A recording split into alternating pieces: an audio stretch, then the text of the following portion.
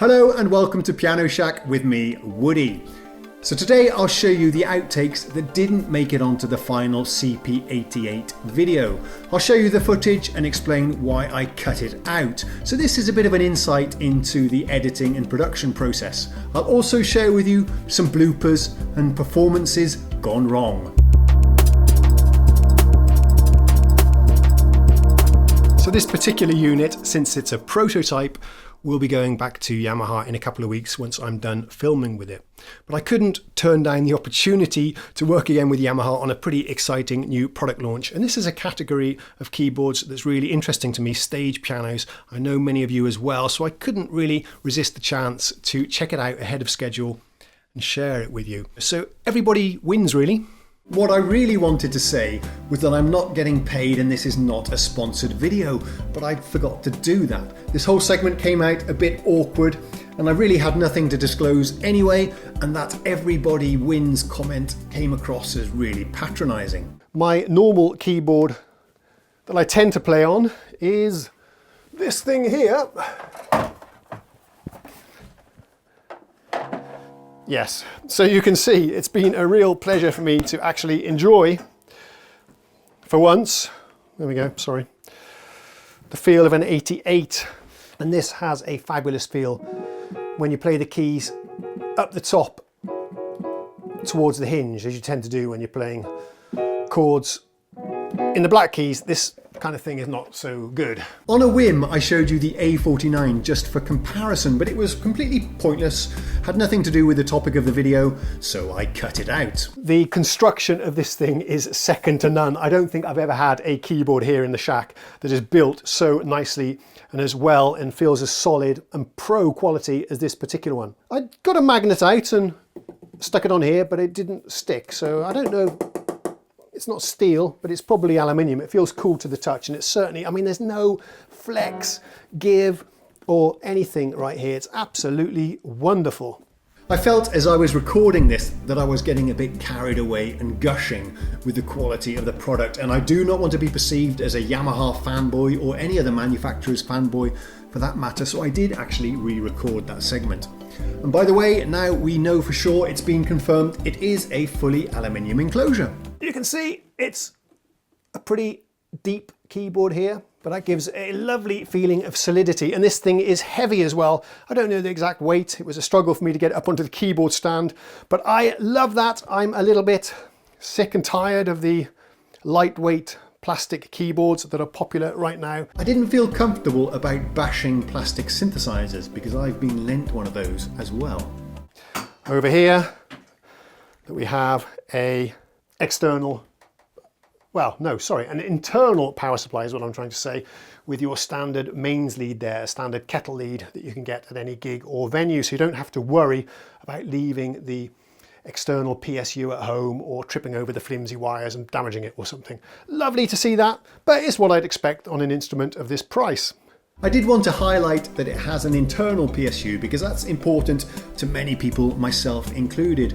But that whole take was a bit slow with too many pauses and the confusion about internal and external. And I know after reviewing a bit of the footage that I just shot that this panel does look very, very grubby. I did try and clean it. In my mind, I knew I was going to get comments that the keyboard was dirty and Yamaha or I should have cleaned it. So to avoid that, I started telling you that, but it was boring then and it's boring now, so I took it out. So when looking at the architecture and the front panel of this instrument, I think you'll agree with me, we've never seen anything like this from Yamaha before on a stage piano, or any other type of keyboard from them for that matter, to have this amount of controls on the front panel. But it's inevitable to draw comparisons to some of the competition. I've seen a very similar layout to this on the Nord stage, for example. Not exactly the same, but just thought that was interesting, of course, and I'm sure many of you have drawn the same conclusion in your minds as well. Many of you did draw the same conclusion because I received hundreds of comments about it.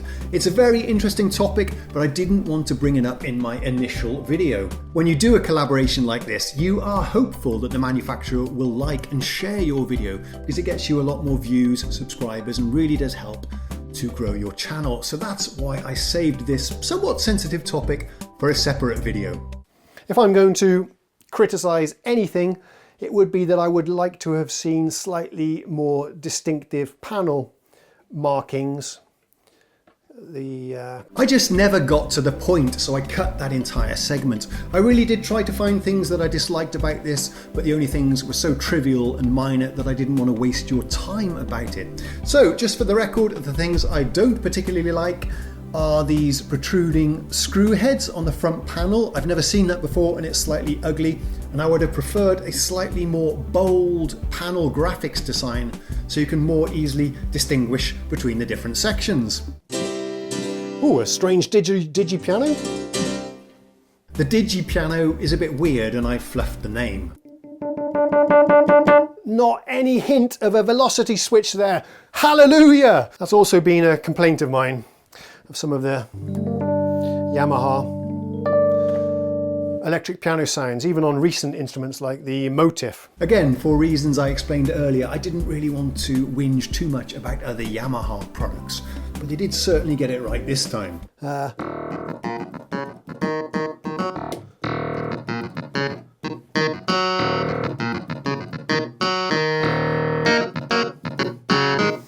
kind of thing.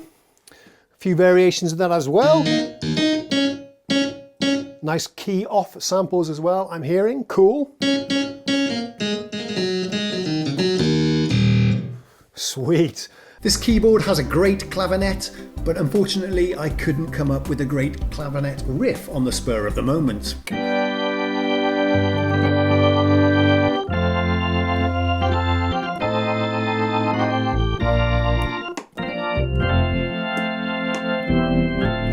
Doesn't seem to be any front panel controls to manipulate the drawbars.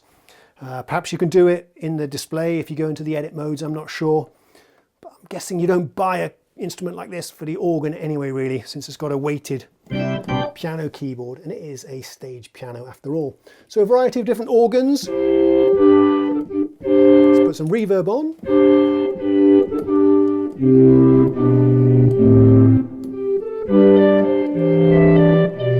So a strange pipe organ.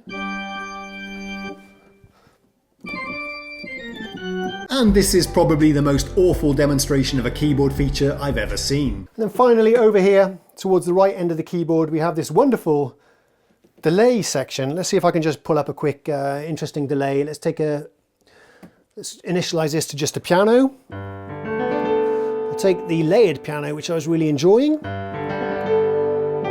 There we go.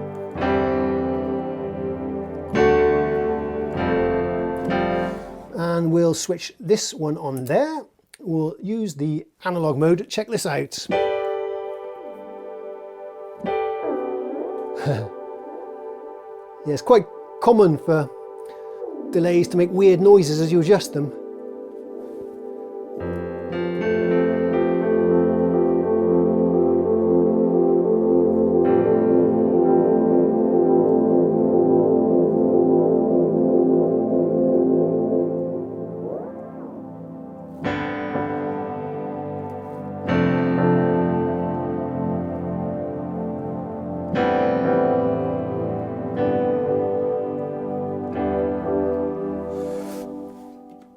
Despite fumbling around on camera for about 20 minutes, I was never able to recapture the magic of the previous evening. What you just saw is about the best I could come up with on the spot.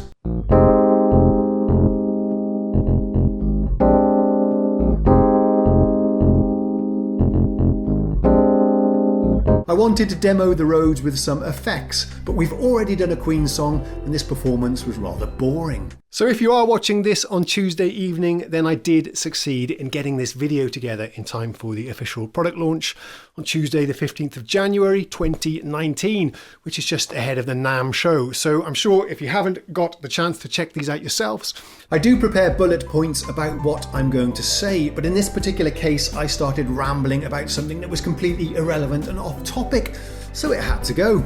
So let me tell you a little bit about how this collaboration came to be, because that's quite an interesting story in its own right. Yes, indeed it is, but I've decided to save this as a featured topic for my podcast.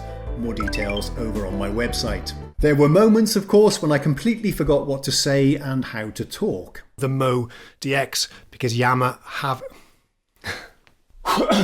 video introduction about this thing and get it out. Play some songs, and I'm only able realistically. So this particular unit, since it's a proto,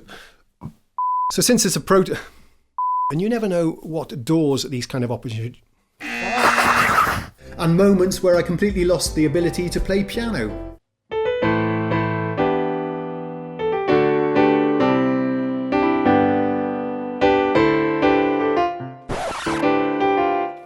Figuring out the chords to one of the requests.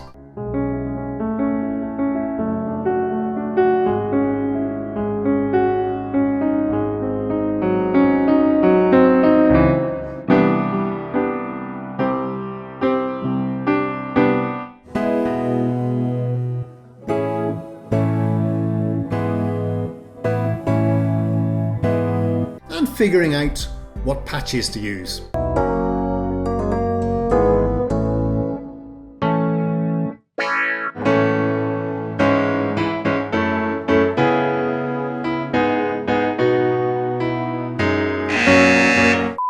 I am planning on doing a couple more videos about the CP88 and the CP73. For those of you that think I talk too much, I'll do an all playing no talking video, and perhaps we'll do a summarise and response to many of your comments in my initial video.